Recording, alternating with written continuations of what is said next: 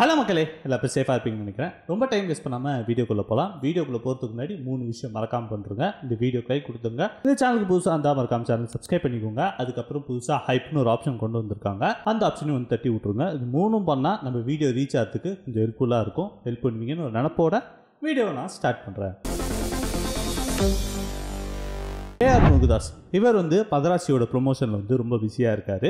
எல்லா யூடியூப் சேனலுக்கும் வந்து தேடி வந்து இன்டர்வியூ கொடுத்துக்கிட்டு இருக்காரு. அந்த வரிசையில் வந்து ஒரு ஃபேமஸான இன்டர்வியூவர் இப்போ கூட ரீசெண்டாக ஃபயர் விட்டுன்னு இருக்காங்க பசங்க எல்லா பேருக்கும். கோபிநாத் அவரோட சேனலுக்கு வந்து இன்டர்வியூ கொடுக்க போயிருக்காரு. இன்டர்வியூவில் தான் நிறைய விஷயங்கள் வந்து ஓப்பனாக சொல்லியிருப்பாரு. ஸோ அதே மாதிரி வந்து இன்னொரு விஷயமும் வந்து அவர் அடிஷ்னலாக சொல்லியிருக்காரு. அதாவது என்னன்னா, சர்க்கார் படம் பண்ணுறதுக்கு முன்னாடி விஜய் சார் கிட்ட வந்து நான் ஒரு டிஃப்ரெண்ட்டான ஒரு கதை சொன்னேன். அது கமர்ஷியல் லைன்லேயே வராது, ஒரு டிஃப்ரெண்ட்டான கதை.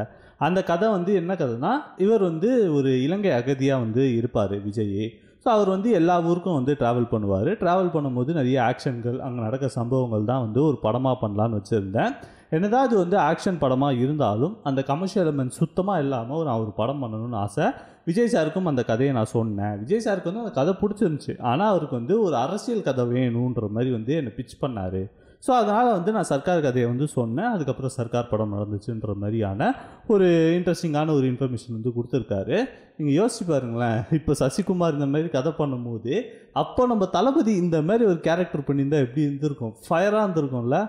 இப்போ தளபதி மிஸ் பண்ணிட்டாரு. இதுக்கப்புறமும் பண்ணுவாரானும் நம்மளுக்கு தெரில. ஸோ அவ்வளோதான், முடிஞ்சு போச்சு. வெற்றிமாறன் வந்து பேட் கேர்ள்ன்ற படத்தோட ப்ரொமோஷன் வந்து ரொம்ப பயங்கரமாக இருக்காரு. வெற்றிமாறன் வந்து பேட் கேர்ள் படத்தை பற்றி பேசினதை விட அவர் படத்தை பற்றி ப்ரொமோஷன் பண்ணதா அங்கே அமைஞ்சிச்சு. அதாவது என்ன ஆச்சுன்னா, இந்த பேட் கேர்ள்ன்ற படம் ப்ரொமோஷனில் வந்தோன்னே எல்லா பேரும் வடச்சென்னை 2 சொல்லி கத்துனாங்க. கத்தும் போது இவர் என்ன சொல்லியிருக்காரு, ஒரு அப்டேட் வரப்போகுது, 10-15 நாளில் வந்து ஒரு அப்டேட் வரப்போகுது, ஆனால் அது வடச்சென்னை 2 கிடையாதுன்னு சொன்னோன்னே எல்லா பேரும் என்ன செஞ்சுட்டாங்க, வாடி வாசல் வந்து கத்த ஸ்டார்ட் பண்ணிட்டாங்க. அதுக்கும் வந்து நம்ம வெற்றிமாறன் என்ன சொல்லிட்டாங்கன்னா, கண்ணா நான் அவ்வளோ ஸ்பீடாக அங்கே போகல, இன்னும் கொஞ்சம் லேட் ஆகும். வாடி வாசல் டெஃபினட்டாக நடக்குது, ஆனால் வந்து அது இப்போ நடக்கலைன்ற மாதிரியான ஒரு விஷயம் சொல்லியிருக்காரு. எனக்கு தெரிஞ்சு வாடி வாசலுக்கு வந்து சூர்யாவும் சரி வெற்றிமாறனும் சரி படத்தை வந்து பாஸ் தான் பண்ணியிருக்காங்க, ஆனால் ஸ்டாப் பண்ணலன்ற மாதிரியான ஒரு விஷயம் வந்து சொல்கிறாங்க. ஏன்னா அந்த படத்துக்கான ஒர்க்கு வந்து இன்னும் சின்ன ஒர்க்கு வந்து நடந்துக்கிட்டே தான் இருக்கான். அது டெஃபினட்டாக அது வந்து ஒரு ட்ரீம் ப்ராஜெக்ட்டுன்ற மாதிரியான ஒரு சில விஷயங்கள் சொல்கிறாங்க. அது வந்து அவங்கக்கிட்ட ஆல்ரெடி நான் சொல்லியிருப்பேன். ஸோ அந்த ட்ரீம் ப்ராஜெக்ட் வந்து 2 பேரும் கடைசி வரைக்கும் விட்டு கொடுக்க மாட்டாங்க. ஆனால் சம்பளத்தை ஒண்டி விட்டு கொடுக்க மாட்டாங்க. ஆனால் இந்த ட்ரீம் ப்ராஜெக்ட்டை விட்டு கொடுக்க மாட்டாங்க. உங்களுக்கு அந்த ட்ரீம் ப்ராஜெக்ட் நடக்குன்னா சம்பளத்தை விட்டு கொடுங்க, டெஃபினட்டாக நடக்கும். அவங்க சம்பளத்தை பற்றி நம்ம பேசுறதுக்கு நம்மளுக்கு ஒன்றும் ரைட்ஸ் கிடையாது. பட் சொல்கிறேன், ட்ரீம் ப்ராஜெக்ட்னா அந்த மாதிரி பண்ணுங்க, நடந்துற போது நீங்கள் அதையும் பண்ண மாட்டேங்கிறீங்க. ஆனால் இது நடக்கணும்னு சொன்னால் எப்படி நடக்கும்?